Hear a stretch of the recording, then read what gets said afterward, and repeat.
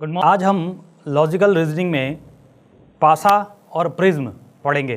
पासा और प्रिज्म से संबंधित सवालों को हल करने से पहले हमें पासा के बारे में जानना आवश्यक है। तो सबसे पहले हम पासा के बारे में कुछ जानकारी प्राप्त करते हैं। जैसे पासा घन या घनाभ के आकार की एक त्रिविमीय आकृति होती है, जिसमें कुल 6 सतह होते हैं, 12 किनारे होते हैं तथा 8 कोने होते हैं। साथ ही साथ इसमें यह देखना जरूरी होता है कि हर पासे में हर सतह की एक विपरीत सतह होती है। इसे हम एक आकृति के द्वारा समझ सकते हैं। जैसे एक फिगर स्क्रीन पे आपके दिख रहा होगा, जिसमें हमने एक घन का निर्माण किया है और इसके 8 कॉर्नर्स को ABCD EFGH के रूप में दर्शाया गया है। तो हम यहाँ ये देखते हैं कि इस घन में ABCD इसके सामने की सतह है, ABCD ये इसके सामने की सतह है तथा EFGH ठीक इसके पीछे की सतह है। और यहाँ ये देखा जाता है कि ये दोनों सतहें एक दूसरे के विपरीत हैं। इसी प्रकार AD, DC, CB, BA इसके किनारे हैं। तो एक घन में इस तरह के कुल 12 किनारे होते हैं, 8 कॉर्नर्स और 6 सतहें होती हैं। इसे हम एक घन के माध्यम से भी देख सकते हैं। जैसे एक घन जो हम लोगों ने लिया हुआ है, इस पे मैंने 1, 2, 3, 4, 5, 6 अंक दिखाए हैं। तो हमें ये देखना है कि इस घन में कुल 6 सतह हैं, 1, 2, 3, 4, 5 और 6 तथा इसमें कुल 12 किनारे हैं, 1, 2, 3, 4, फिर नीचे से 4 किनारे, फिर चारों साइड से सब मिला के कुल 12 किनारे होते हैं और 8 इसके कॉर्नर होते हैं। छात्रों, घन के बारे में कुछ और भी महत्वपूर्ण बिंदु हैं जिनको जानना जरूरी होता है। जैसे अगर हम बात करें कि घन से संबंधित महत्वपूर्ण बिंदुएं या महत्वपूर्ण तथ्य कौन से हैं, तो पहले नंबर पे कि घन में कुल 6 सतहें होती हैं, जिन्हें किसी भी तरफ से देखने पर केवल 3 ही सतह आपको दिखाई देंगी। जैसे अगर आप किसी घन को किसी भी साइड से देखेंगे तो कुल 3 सतह दिखाई देगी, बाकी के 3 सतह इसके पीछे छिपे हुए होते हैं जो आपको दिखाई नहीं देंगे। जैसे अगर आकृति की बात करें तो घन से संबंधित सवालों में हमेशा एक आकृति दिखाई जाती है और उस आकृति में 3 अंकों को दिखाया जाता है, जो ये बताता है कि उस घन की 3 सतहें आपके सामने दिख रही हैं। बाकी की 3 सतहें उसके पीछे या विपरीत होती हैं, जो हमें दिखाई नहीं देती। तो पासे से संबंधित सवालों में इस तरह की कई आकृतियां दिखाई जाती हैं। इसका मतलब होता है कि एक ही घन की अलग अलग स्थितियां दिखाई जाती हैं आपको, जिनमें से उस घन पर अंकित विपरीत अंकों को बताना होता है, या उन अंकों से किन किन घनों का निर्माण हो सकता है, किन किन पासों का निर्माण हो सकता है, ये बताना होता है। पहला महत्वपूर्ण तथ्य है कि किसी भी पासे में कुल 6 सतहें होती हैं, जिनमें किसी भी तरफ से देखने पर हमें सिर्फ 3 सतहें दिखाई देती हैं। जैसे हम लोगों ने एक पासे का निर्माण किया और उस पर 1, 2 और 3 संख्याओं से अंकित कर दिया और इसके बिंदुओं को A, B, C, D, E, F, G के रूप में अंकित कर दिया। तो हम इसमें यह देखते हैं कि जिस सतह पर 1 अंक अंकित है वो एक सतह, 2 अंक अंकित जहाँ है वो दूसरी सतह, और जहाँ 3 अंक के रूप में अंकित है वो तीसरी सतह। दूसरे महत्वपूर्ण बिंदु की बात करें तो किसी भी पासे में उसकी 4 निकटवर्ती सतहें होती हैं। जैसे अगर हम इस पासे की बात करें तो इसका ऊपरी सरफेस 6 है, जो आपके स्क्रीन पे दिख रहा है। इस 6 के साथ निकटवर्ती सतह का मतलब होता है कि उस सतह को टच करते हुए कितने सतह सामने दिख रहे हैं। जैसे 6 के साथ 1, 2, 3, 4, 1 के साथ 5, 3, 2, 4, अर्थात किसी पासे में किसी भी सतह की 4 निकटवर्ती सतह होती हैं तथा एक विपरीत सतह। जैसे 1 का विपरीत 6, 4 का विपरीत 3। तो इसमें यह ध्यान देना होता है कि एक पासे में किसी भी सतह की 4 निकटवर्ती सतहें होती हैं तथा किसी भी सतह की एक विपरीत सतह होती है। इसे हम एक आकृति के माध्यम से समझ सकते हैं, ABCD EFGH, जिसमें सतह ABCD की विपरीत सतह EFGH होगी। चौथे पॉइंट की बात करें तो किसी भी घन में कुल 12 किनारे होते हैं, जिसके बिंदु ABCD तथा EFGH हों, तो इसमें AB, BC, CD, AD, EF, FG इत्यादि कुल 12 किनारे होंगे। छात्रों, पासे के बारे में इतनी जानकारी होने के बाद आपको ये जानना होगा कि जो पासे बनते हैं या जो पासे होते हैं वो कितने तरह के होते हैं। तो अगर हम पासों की बात करें तो पासा कुल 2 प्रकार का होता है, एक मानक पासा स्टैंडर्ड डाइस और दूसरा सामान्य पासा जनरल डाइस। अब ये मानक पासे और सामान्य पासे में क्या अंतर है, इन बातों को भी समझना ज़रूरी होता है। मानक पासा वो पासा होता है जो कहीं भी पाया जाए उसमें वर्णित अंक एक निश्चित क्रम से, एक निश्चित अनुपात में या एक निश्चित व्यवस्था के अनुसार लिखे हुए होते हैं। जैसे अगर हम इस पासे की बात करें जिसमें मैंने अलग अलग अंकों को अंकित किया हुआ है, कुल 6 सतहें होती हैं, तो 1 से लेकर 6 तक की सतहों को अंकित किया हुआ है मैंने। इसमें हम ये देख रहे हैं कि जो मैंने सतह 1 जहाँ अंकित किया है, ठीक उसके पीछे मैंने अंकित 6 को किया है। जहाँ मैंने 5 अंक को अंकित किया है, ठीक उसके पीछे मैंने 2 अंकित किया है और 3 सतह के पीछे वाले सतह पर 4 अंकित। इससे एक चीज़ हमारे समझ में आती है कि जिस पासे में 2 विपरीत सतहों के अंकों का योग 7 होता है वो मानक पासा कहलाता है। तो स्टैंडर्ड पासे में विपरीत सतहों के अंकों का योग 7 होता है, लेकिन सामान्य पासे में विपरीत अंकों के सतहों का योग 7 नहीं होता। सामान्य पासे में विपरीत सतहों के अंकों का योग 7 नहीं होता, अर्थात सामान्य पासे में हमें 2 निकटवर्ती सतहों के अंकों का योग 7 दिखाई देता है। तो सामान्य पासे के लिए आपको ये ध्यान देना होगा कि जो सतहें आपको दिखाई देती हैं उन सतहों में किसी भी 2 सतह का योग 7 है या नहीं। जैसे इसे हम एक आकृति के माध्यम से देखते हैं। इस आकृति में 5, 4 और 3 अंक दिए गए हैं। तो इसमें चूंकि पासे में कोई भी 3 सतह ही दिखाई देते हैं तो हम इन सतहों के अंकों को एक दूसरे के साथ जोड़कर देखेंगे। जैसे 5 + 4 9, 4 + 3 7, 5 + 3 8। तो यदि उन सतह पर अंकित अंकों में किसी भी 2 सतह के अंकों का योग यदि 7 हो जाता है तो वो एक सामान्य पासा कहलाएगा, क्योंकि सामान्य पासा में निकटवर्ती सतह के अंकों का योग 7 होता है तथा यदि पासे पर अंकित अंकों 5, 4, 6, जैसे एक और आकृति हम लोगों ने बनाई और इसमें 5, 4 और 6 अंक को अंकित किया। अब जब हम किसी भी 2 सतह के अंकों को जोड़ते हैं तो देखते हैं 5 और 4 9, 6 और 4 10 और 6 और 5 11। अर्थात जो सतह हमें दिखाई दे रही है इसमें किसी भी 2 सतह के अंकों का योग 7 नहीं है। तो ऐसे पासों को स्टैंडर्ड डाइस या मानक पासा कहा जाता है।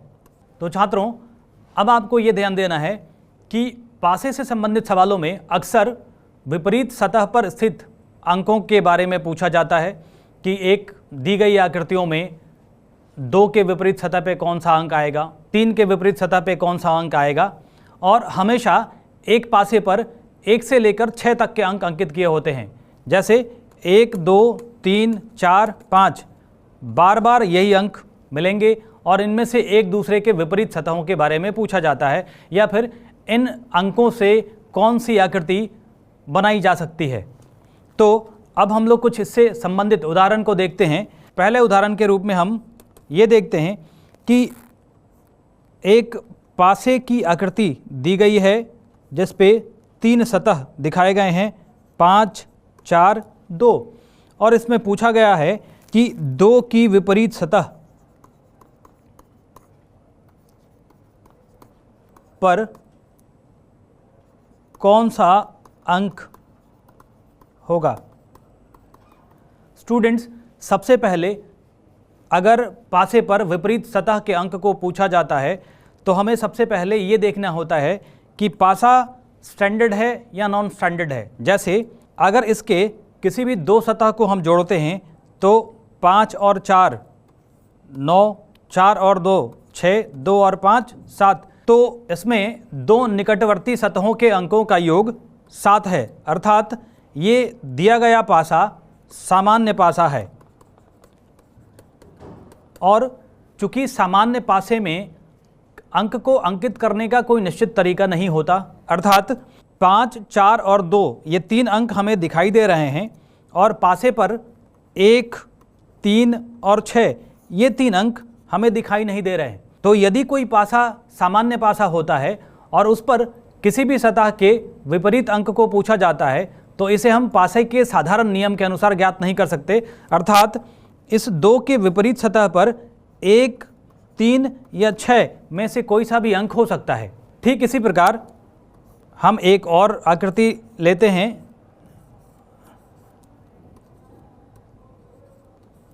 जिसमें पासे के 3 सतहों को 5, 3 तथा 6 अंकों के साथ दिखाया गया है। यदि इसमें ये पूछा जाता है कि 3 की विपरीत सतह पर कौन सा अंक होगा, तो सबसे पहले हम इसमें ये ज्ञात करने की कोशिश करेंगे कि दिया गया पासा मानक पासा है या सामान्य पासा है। तो यदि हम इसके 2 सतहों को जोड़कर देखते हैं तो 5 और 3 8, 3 और 6 9, 6 और 5 11, अर्थात दिया गया पासा एक मानक पासा है क्योंकि इसके किसी भी 2 निकटवर्ती सतहों के अंकों का योग 7 नहीं है। अर्थात अगर ये मानक पासा है तो इसके विपरीत सतह के अंकों का योग 7 होना चाहिए। तो जैसे ही ये ज्ञात हो जाए कि दिया गया पासा मानक है तो हम जिस भी अंक का विपरीत अंक पूछा जाएगा उसके लिए 7 में से उस अंक को घटाकर विपरीत सतह के अंक को ज्ञात करते हैं। तो इस प्रश्न में 3 के विपरीत सतह पर 4 अंक आएगा। एक और सवाल देखते हैं जिसमें एक पासे की आकृति दी गई है जिस पे 3 सतहों को 5, 6 और 4 5, 6 और 4 के रूप में दिखाया गया है। इसमें पूछा गया है 4 के विपरीत सतह पर कौन सा अंक होगा। गुलजार, आप बताओ। सर 3। बिल्कुल सही उत्तर है। 4 के विपरीत सतह पर 3 होगा क्योंकि अगर हम इस पासे के सतहों पर स्थित अंकों को देखें तो 5 और 6 दोनों का योग 11, 6 और 4 दोनों का योग 10 और 4 और 5 दोनों का योग 9, अर्थात किसी भी 2 निकटवर्ती सतह के अंकों का योग 7 नहीं है, अर्थात ये मानक पासा है और किसी भी मानक पासा में किसी एक सतह और उसके विपरीत सतह के अंकों का योग 7 होता है, इसलिए 4 के विपरीत सतह पर 3 अंक अंकित होगा। छात्रों, अब हम पासे से संबंधित अलग अलग स्थितियों की चर्चा करते हैं। जैसे एक पासे की 2 स्थितियां दिखाई गई हों, जैसे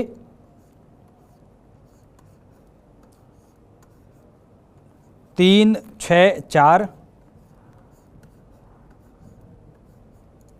3, 5, 1। इसमें 2 स्थितियों को दिखाने के बाद यदि आपसे किसी भी अंक का विपरीत सतह पूछा जाए तो आपको ये ध्यान देना है कि ये जो स्थितियां हैं वो एक ही पासे की स्थितियां हैं, एक ही पासे की अलग अलग स्थितियों को दिखाया गया है। तो सबसे पहले हम ये देखेंगे कि यदि 2 स्थितियां दिखाई गई हैं उसमें किसी पासे का एक सतह समान हो और वो दोनों सतह एक ही हो। जैसे पहले चित्र में पासे के सबसे ऊपरी सतह पर 3 अंकित किया गया है, दूसरे चित्र में भी पासे के ऊपरी सतह पर 3 अंकित किया गया है।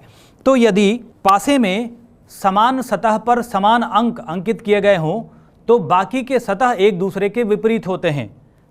जैसे इस प्रश्न में 6 का विपरीत अंक 5 होगा, 4 का विपरीत अंक 1 होगा, और यदि 3 का विपरीत अंक पूछा जाए तो चूंकि ऊपरी सतह पर दोनों जगह पर 3 अंकित किया गया है और पासे में कुल 6 अंक होते हैं, तो हम ये देख रहे हैं कि इन दोनों स्थितियों में सिर्फ एक अंक 2 को अंकित नहीं किया गया है, अर्थात 3 का विपरीत अंक वो छिपा हुआ अंक 2 होगा। तो इस कंडीशन में आपको ये ध्यान देना होता है कि अगर पासे के समान सतह पर समान अंक अंकित किए हुए हों तो इनके बाकी के सतह एक दूसरे के विपरीत होते हैं। अब हम दूसरी स्थिति की चर्चा करते हैं। जैसे अगर किसी पासे की 2 स्थितियां दिखाई गई हों, 3, 4, 5, 6, 3, 1, अर्थात इसमें यदि 2 स्थितियों में एक सतह समान हो लेकिन उन अंकों को समान सतह पर नहीं दर्शाया गया हो तो उन्हें हम समान अंकों को लेते हुए घड़ी की सुइयों की दिशा में या उसके विपरीत दिशा में दर्शाते हैं। जैसे पहली स्थिति में यदि हम अंकों को लिखेंगे तो सबसे पहले 3, फिर 5, फिर 4, ये अरेंजमेंट घड़ी के सुइयों की दिशा में है।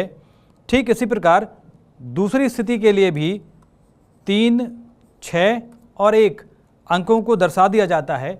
उसके बाद इस पे जो असमान अंक दिखते हैं वो अंक एक दूसरे के विपरीत होते हैं, अर्थात 4 का विपरीत अंक 1 और 5 का विपरीत अंक 6 होगा, तथा 3 का विपरीत अंक वो अंक होता है जो अंक इन दोनों स्थितियों में दिखाई नहीं देता है। जैसे इन दोनों स्थितियों की बात करें तो इनमें एक अंक 2 दिखाई नहीं पड़ रहा है जो कि 3 का विपरीत अंक होगा। अब हम दूसरे कंडीशन की बात करें तो दूसरी स्थिति में यदि पासे के 2 सतह समान हों तो इसे हम एक आकृति के माध्यम से समझते हैं। 5, 2, 4, 5, 4, 6। तो यदि किसी पासे की 2 स्थितियां दिखाई गई होती हैं और उनमें कोई भी 2 सतह समान हो, जैसे पहली स्थिति में 5 और 4, दूसरी स्थिति में भी 5 और 4 अंक समान हैं, तो छात्रों इस तरह के सवालों में इस बात पर ध्यान दिया जाता है कि यदि पासे की 2 स्थितियों में कोई भी 2 सतह समान हो या किसी भी 2 सतह पर अंक दिए गए अंक समान हो तो जो असमान सतह होती है वो एक दूसरे के विपरीत होते हैं। जैसे इस स्थिति में असमान सतह पर 2 और 6 अंक अंकित हैं, अर्थात 2 और 6 एक दूसरे के विपरीत अंक होंगे। तो यहाँ एक सतह का विपरीत अंक ज्ञात हो जाता है, लेकिन बाकी सतहों के विपरीत अंकों को ज्ञात करने के लिए जैसे 5 और 4 में से किसी भी अंक का विपरीत सतह पूछा जाए तो उसके लिए आपको ये ध्यान देना होगा कि दोनों अंकों पर जो अंक इस पासे में नहीं दिख रहे हैं उनमें से कोई सा भी अंक उसका विपरीत सतह हो सकता है। जैसे 5 का विपरीत सतह, तो इस पासे में 1 और 3 2 ऐसे अंक हैं जो दिखाई नहीं दे रहे हैं, अर्थात 5 का विपरीत सतह 1 या 3 दोनों में से कोई सा भी हो सकता है। इसी प्रकार 4 का विपरीत सतह 3 या 1 में से कोई सा भी हो सकता है। जैसे यदि 5 का विपरीत सतह 1 होगा तो 4 का विपरीत सतह 3 होगा। इसी प्रकार यदि 5 का विपरीत सतह 3 होगा तो 4 का विपरीत सतह 1 होगा। अगली स्थिति की बात करें तो यदि किसी पासे में दी गई स्थितियों में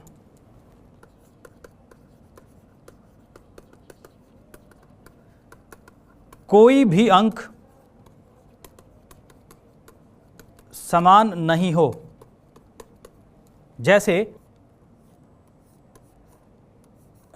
इस आकृति में पासे पर 6, 5 और 3 अंक अंकित किए गए हैं तथा इस आकृति में पासे पर 2, 4 और 6 दोनों स्थितियों को देखने से हमें ये ज्ञात होता है कि पहले पर अंक 6, 5 और 3 हैं, दूसरे पर अंक 2, 4 और 6 हैं, अर्थात दोनों स्थितियों में कोई भी अंक समान नहीं है।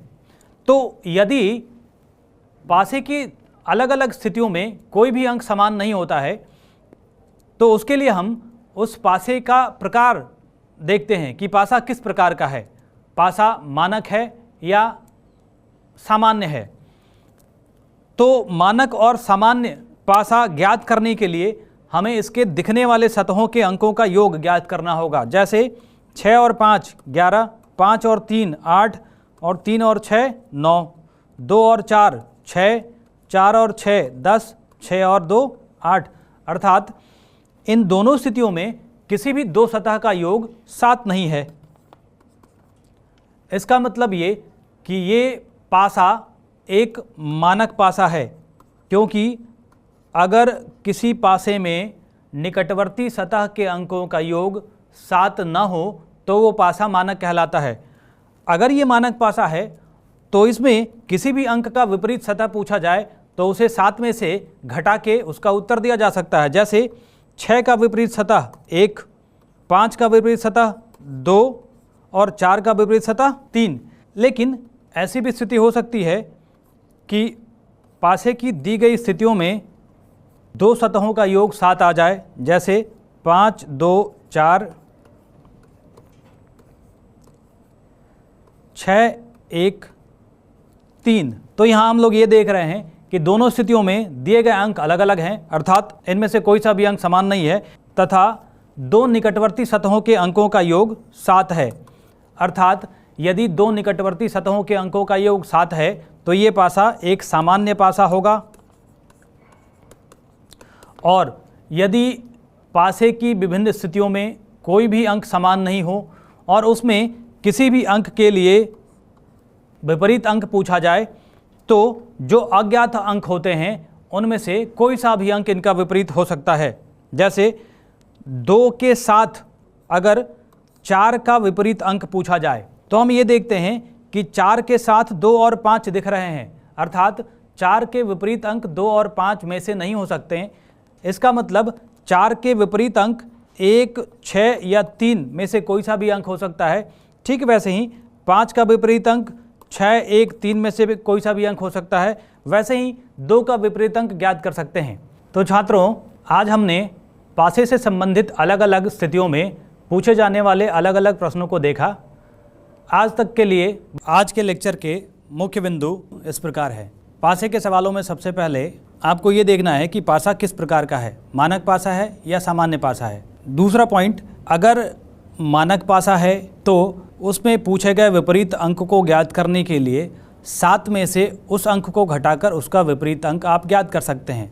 लेकिन यदि वो सामान्य पासा है तो किसी भी अंक का विपरीत अंक कोई भी अंक हो सकता है जो उस पासे में दिखाई नहीं दे रहे हो। इसलिए सामान्य पासे में किसी अंक का विपरीत अंक ज्ञात करने के लिए दिखाई नहीं देने वाले अंकों में से किसी भी एक अंक को लिया जा सकता है। तीसरा, यदि पासे की अलग अलग स्थितियां दिखाई गई हों तो उसमें आपको ये देखना होता है कि कोई अंक समान सतह पर अंकित है या नहीं। यदि कोई एक अंक समान सतह पर अंकित है तो उसके असमान सतह एक दूसरे के विपरीत होते हैं तथा समान सतह का विपरीत अंक छिपा हुआ अंक होता है। इसी प्रकार यदि दो सतहों के अंक समान हों तो जो असमान अंक होता है वो एक दूसरे का विपरीत होता है तथा समान अंकों के विपरीत छिपे हुए अंकों में से कोई सा भी एक अंक हो सकता है। अंत में यदि किसी पासे के सतहों पर सभी अंक असमान हों तो वहाँ किसी भी अंक का विपरीत अंक ज्ञात करने के लिए सबसे पहले आपको वो पासा मानक है या सामान्य ये ज्ञात करना होगा। यदि पासा मानक है तो अंक के विपरीत अंक ज्ञात करने के लिए 7 में से उस अंक को घटाकर उसका विपरीत अंक ज्ञात कर सकते हैं। यदि वो पासा सामान्य है तो जो अंक उस पासे पर दिखाई नहीं दे रहे हैं उनमें से कोई सा भी अंक किसी भी अंक का विपरीत सतह हो सकता है।